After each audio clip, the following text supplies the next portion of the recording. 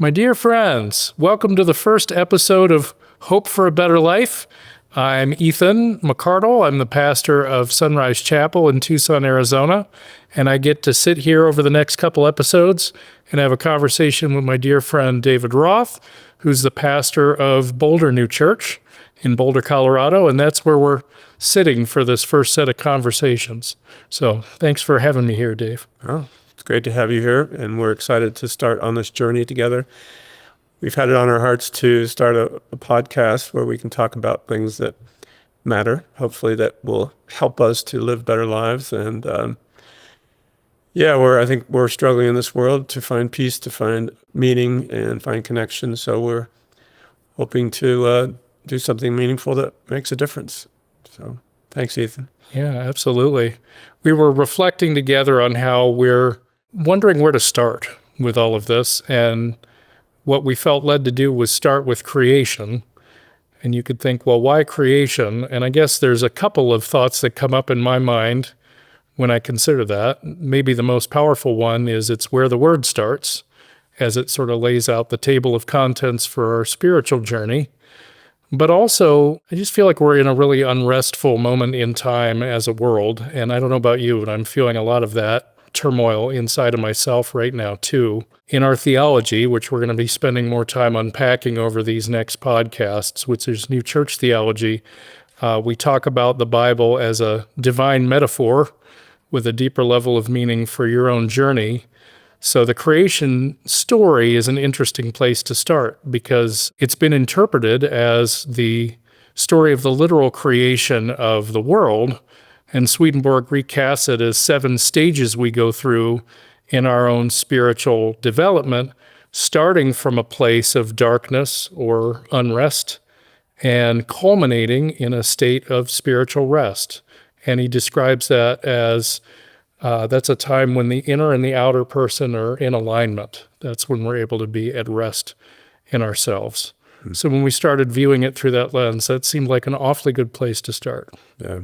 One of the things that we experience as human beings is that we are a vessel, that we receive life from God. We receive all kinds of things. We receive negative voices or influences. We receive heavenly impulses. And how do we know which is which? And how do we choose what we want to entertain and that kind of thing? So hopefully this story, in my mind anyway, gives us some power over how we think, how we decide what we want to do instead of feeling victims of what's going on in our mind. Like, how can we actually constructively say, well, I don't want that, or I'm going to choose this instead, and try to have heavenly influence that leads us to more life, which I think this creation story is a great example of. You know, it says in the beginning, God created the heavens and the earth was without form and void. So initially we're talking about these two parts of ourselves, right? This higher self, which is in connection with God, that's ready to receive light and good and love and peace and all that stuff. And then there's the earth, which is our kind of experience in this world, and it's darkness and void. And when you were talking, the word void sticks in my mind as sort of a place to start. Do you ever feel empty? You feel like there's nothing there? Yeah. Do you feel like, I don't know what to do? I'm lost. I'm alone. You know, a lot of that feeling of loneliness that people are experiencing because we've separated from each other. We live in our little isolated corners of the world, and I think we need to connect with each other. So hopefully that's what we can do and inspire others, hopefully, to do as well. But there's some initial thoughts that come to me as we think about it.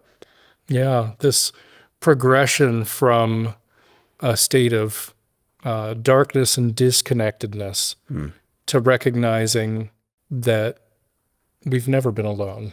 Yeah. That the Lord's always been connected to us, and that love is always available to us to receive and respond to. And when we're able to get to that place within ourselves, we're able to express it with the people we love. Yeah, when you talk on the level of what the world seems to need right now, that's right. Precious to me to think about. And thinking about that a little bit more, the phrasing of the story where it says the Spirit of God was hovering over the face of the deep. So you have this initial darkness, emptiness, void, deep well that is looking to be filled, which I think everyone is looking for, right? To have that place within us filled and satisfied. But the idea of the Spirit of God was hovering over the face. So the Lord is always there. Like you said, we're never alone, but sort of waiting and watching. And one of the imagery that Swedenborg uses talks about it as a hen brooding over her chicks, right? So there's that intimate paying attention to us and looking at us and trying to say, come on, we can do this.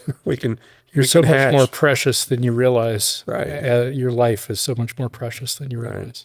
Yeah, just there is a divine being that is hovering in a good way over you, waiting, keeping you warm and safe, like a hen over its chicks, trying to encourage you to crack open, to open up, to be born, receive life, and start living. That's a beautiful image. So yeah, thank you for that idea. Yeah, you're precious. You belong. You're important. You're not alone, and there's more to come. And I think that's the goal of this. Maybe that's where we'll leave you in this first episode, is just to say, I don't know about you, but I kind of grew up not like when you're a kid, you spend time just drinking in what the world has to offer with innocent appreciation and wonder. And over time, as you grow, you sort of lose that sense of deeper awareness. Maybe you could say you lose a sense that you even have an inner life and that it's something to care for and to cultivate. And maybe that was a lot of the inspiration for this is, what if we could spend time talking with each other in a way that's helpful to you, thinking about and trying to take care of your inner self a little differently? I know our relationship has been a great benefit to me in my life that way, and I think we wanted to try to share that outside of that sphere a little bit. Right.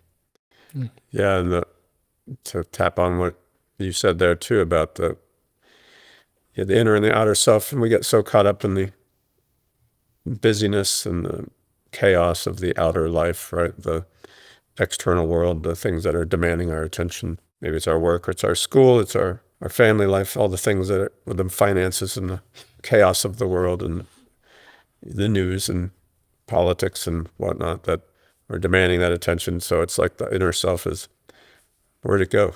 It's still there, right? And that's the part that's going to help us to navigate the external world in a manageable and maybe even joyful way. I like that. I wrote a book a number of years ago, and it was sort of centered on this idea.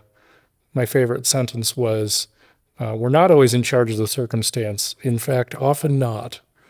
But we have a choice over how we respond. Right. And I think taking care of our inner life helps us to be able to hold life and then respond to life from a different place than at least I know I start with most of the time. So right, and it's always there to tap into. If we remember it, like it takes awareness and attention to go, I have a pipeline, if you will, to divine love and wisdom and power and joy and peace, all of those gifts the Lord wants to give us. There's a direct connection if I am aware of that and actually pay attention to it. It's always possible to tap into it. It's a matter of choice and a matter of awareness, but it's easy to get buried, right? Yeah, amen. The lead gets buried. That's what inspired this. The lead's been buried a little bit lately, probably for a lot of us. Yeah. Well, this feels like a great start. I'm excited. Wishing you love and peace. Come on this journey with us. We're also going to look at ways that we can have our listening audience engage. And we're new at this, so we look forward to connecting with you, hearing from you, and getting feedback on how we can make this a conversation that more and more people want to be a part of. Feels really important. So, well, thanks, Ethan. Thank you all. Peace. Till next time.